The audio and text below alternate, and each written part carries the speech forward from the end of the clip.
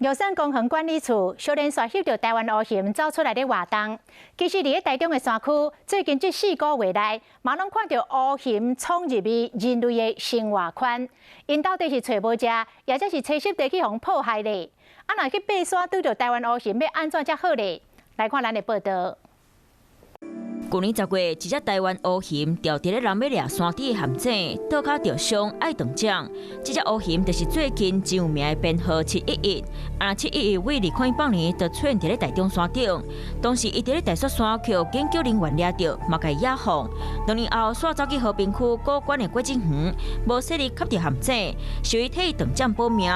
今年1月初，有人看到一只小熊，敢若车祸卡动去，刚用伊的头前脚出力，嘛互人看到伊出现伫咧 古关地区1月中，搜救台中北高大山失联爬山客队伍，伫咧营地边仔的雪地看到台湾乌熊的脚印。顶礼拜，一只乌熊互翕到走去古关公寮，拍开冰箱食内底物件，尾后证实，伊就是断掌的乌熊711。几工前，711搁一摆在落去古关的山地掉陷阱，加在无伤啊真严重。